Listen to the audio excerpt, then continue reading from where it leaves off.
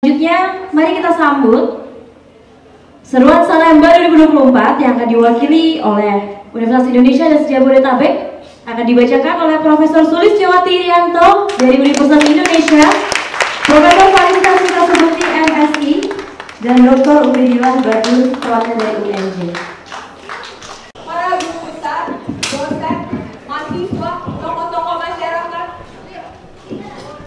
25 tahun yang lalu di kampus ini, Salemba, kami meneriakan reformasi. Setidaknya ada Profesor Ahmad Tahir, Dr. Sonar Panigoro, Bang Faisal Basri, dan banyak teman-teman lain. Saya tidak menyangka bahwa hari ini kami masih harus meneriakan hal yang sama. Kami bertiga berupaya ingin mengabstraksikan apa yang kita bicarakan dari tadi ya.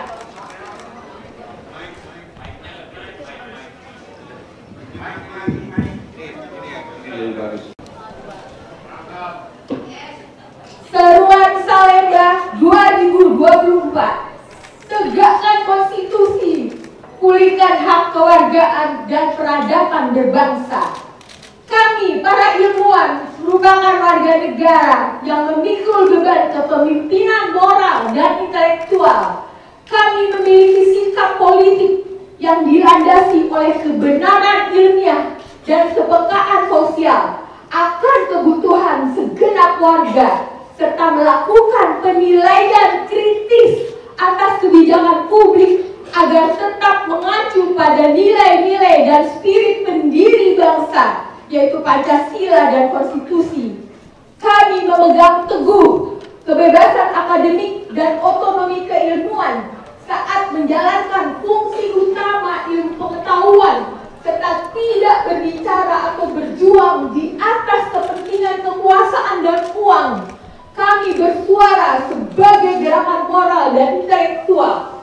Dengan ini kami menyampaikan pendapat akademik kami atas situasi nasional dan implikasi luasnya bagi kehidupan bermasyarakat, berbangsa dan bernegara. Pertama, konstitusi mewajibkan presiden sebagai kepala negara dan kepala pemerintahan untuk berdiri di atas semua golongan tanpa terkecuali. Namun, amanat konstitusi tersebut tidak dilaksanakan semata demi kepentingan kekuasaan. Kedua, konstitusi mewajibkan presiden untuk mematuhi hukum dan kemandirian peradilan. Dalam prakteknya, terjadi penyalahgunaan kekuasaan dengan rekayasa hukum atau politisasi yudisial yang makin meruntuhkan demokrasi. Diubahnya berbagai aturan dan kebijakan, melemahkan pemberantasan korupsi dan merugikan hak rakyat dari bidang kesehatan, ketenaga kerjaan, hingga mineral dan pertambangan, yang berakibat tersingkirnya masyarakat adat, hutan, dan kepunahan keanekaragaman hayati sebagai sumber pengetahuan, pangan, dan obat-obatan. Ketiga, instrumentalisasi bantuan sosial atau pork barrel politics dengan alasan menopang rakyat miskin nampak seperti pembiaran kemiskinan. Padahal seharusnya penghapusan kemiskinan dilakukan dengan cara seperti memperluas lapangan kerja di segala bidang, meningkatkan kapasitas penduduk usia muda agar produktif, sehingga memiliki inovasi untuk menghasilkan produk sains, teknologi, kesenian, dan beragam produk budaya. Keempat, selama 10 tahun, pemerintah telah melahirkan berbagai kebijakan yang telah mereduksi substansi pendidikan menjadi urusan administrasi belaka. Para pengajar dibebani berbagai borang penilaian, sementara substansi dan profesionalisme pendidikan terabaikan. Setiap tahun, prestasi pelajar kita dalam sains, matematika, dan bahasa semakin merosot. Ini mengacu pada ranking PISA. Di perguruan tinggi, jarang ada capaian mencolok dalam bidang sains, teknologi, kesehatan, dan sosial humaniora. Oleh karena adanya pembatasan ruang gerak ilmuwan dan hambatan dana, sehingga tidak dapat menjawab kebutuhan kemanusiaan dan peradaban.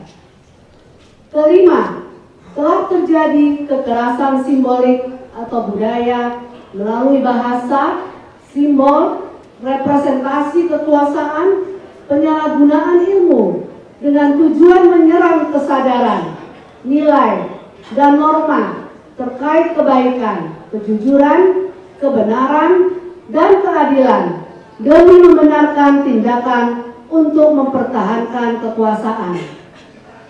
Kekerasan simbolik adalah awal bagi pembenaran kekerasan psikologis, termasuk intimidasi yang telah seperti menimpa para guru besar di berbagai universitas, khususnya di Jawa Tengah, usai menyatakan sikapnya.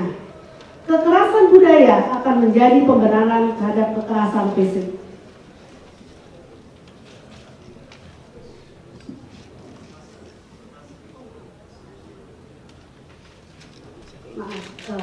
Kekerasan simbolik adalah awal bagi pembenaran kekerasan psikologis, termasuk intimidasi, seperti yang telah menimpa para guru besar di berbagai universitas, khususnya di Jawa Tengah, usai menyatakan sikapnya. Selanjutnya, kekerasan budaya juga akan menjadi pembenaran bagi kekerasan fisik.